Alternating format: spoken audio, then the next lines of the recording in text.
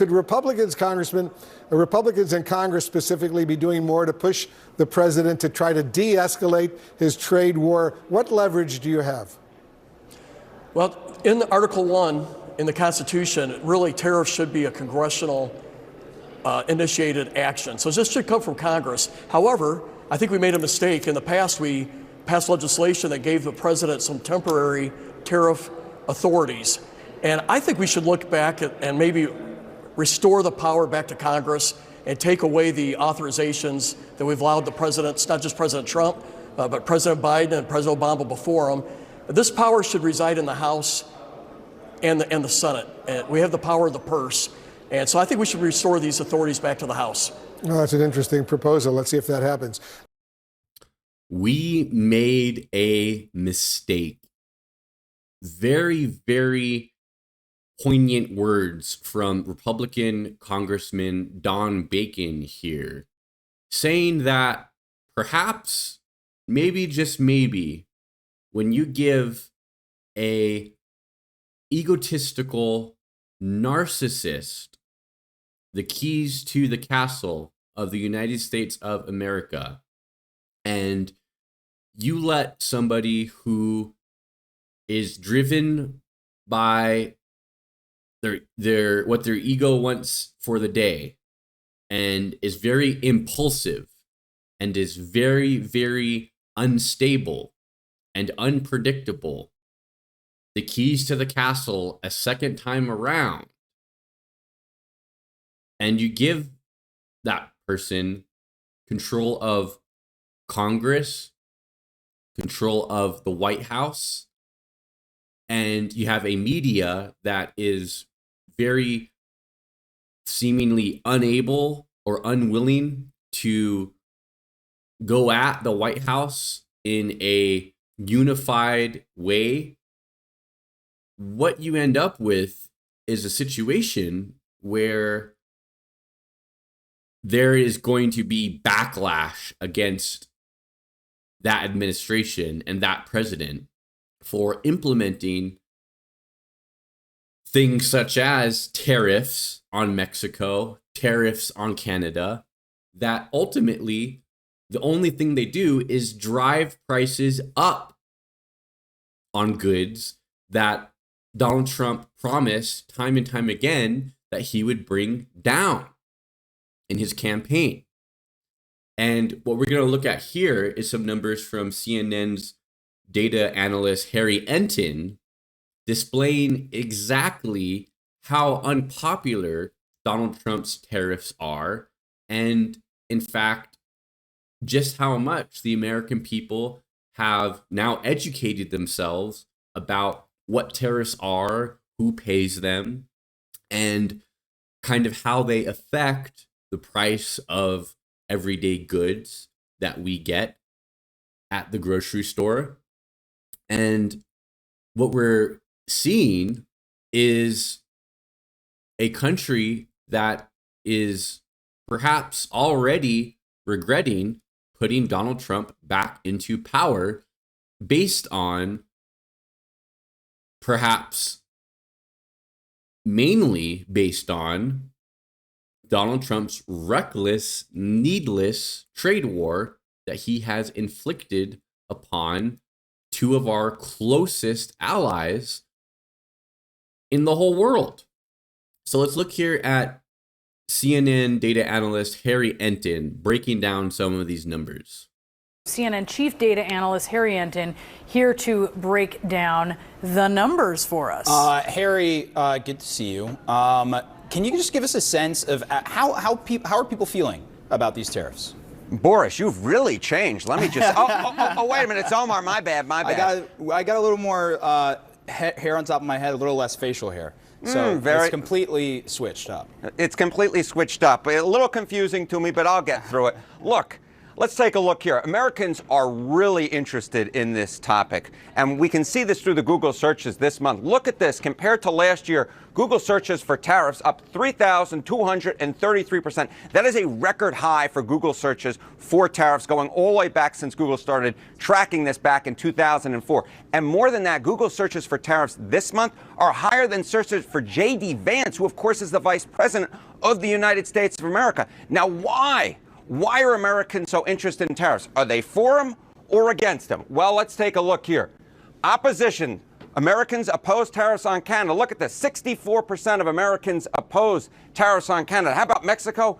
59%. So Americans are really interested in this topic, which I'm not quite sure I ever could believe that Americans could be interested in tariffs. And they are really opposed to them. And what about how Trump is handling all of this? Yeah, okay. So you see it here, opposition to tariffs. But here's where I think is really interesting. Trump and tariffs. He is prioritizing, 68% of Americans believe he is prioritizing tariffs. But look, he should prioritize. Just 30% of Americans believe he should prioritize tariffs. They want him prioritizing the economy. They want him prioritizing inflation. They don't want him prioritizing tariffs. Yet that is exactly what he is doing. So on this particular issue, Donald Trump is simply put not with the American public. They oppose the tariffs, and yet they believe Donald Trump is going ahead with them. And that is a big reason why we've seen Donald Trump's overall approval rating take a pretty big dip over the last 2 months and change. So Americans clearly concerned about being directly hit by these tariffs. Do you have any numbers on that front? What have you seen? Yeah, this, again, one of the big arguments for tariffs is that they help the American worker, right? So this was a question that got asked. U.S. workers come out ahead with tariffs.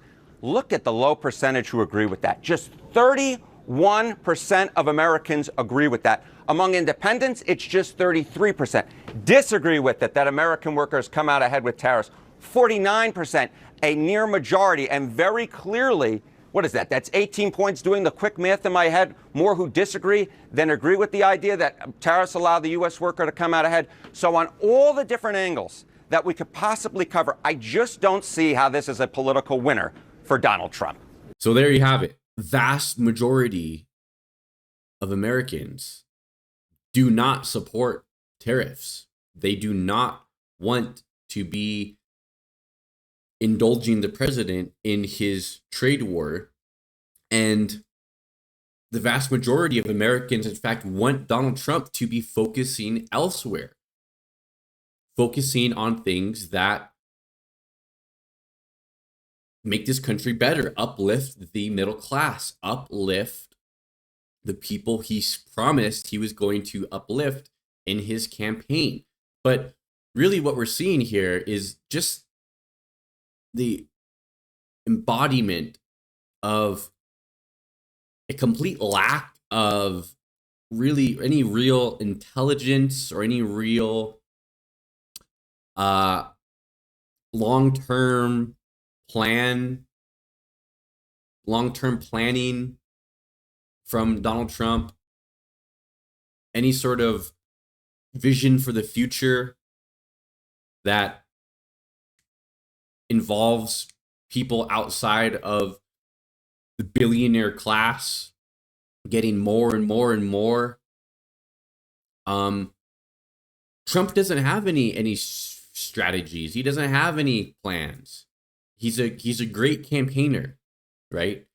He's a great campaigner in that he is able to say the things that the people want to hear him say so that they vote for him and so that they stay with their blinders on just long enough to buy what he is peddling and keep their blinders on all the way into the ballot box and fill in that little oval with Donald J. Trump and J.D. Vance next to it. But beyond that, right, Donald Trump is not a leader. Donald Trump's businesses went bankrupt and bankrupt and bankrupt. Donald Trump's marriages failed and failed and failed. Donald Trump was given a massive loan from his father to start his business up. You know, it's like $160 million or something, I think, off the top of my head, that Donald Trump got from his father, and he squandered every single penny of it. Right? This is why they lean so heavily into the transgender stuff. And really, the transgender issue, you know, they pushed it so much. They made it an issue. It's not something that is an overwhelming issue that's affecting the vast majority of Americans, but they sure as hell made it seem like that, right? With the amount of advertising they spent on that, and the amount of times that Donald Trump kind of made the point to say, you know, well, we're not for transgenders being in certain sports leagues, or you know, the ad that sticks out in my head is that, you know, Kamala is for they them and Donald Trump is for you. It's like such a simplistic worldview, right? That is so inaccurate and so like incorrect, but it resonated. It resonated with people who couldn't be bothered during the campaign to look up the intricacies of what tariffs are, and how, if Donald Trump was to be reelected, if he was to implement the things that he was campaigning on, how it would affect, you know, people individually, how it would affect prices. People were easily distracted by talking points that didn't impact the vast majority of Americans, and Trump won.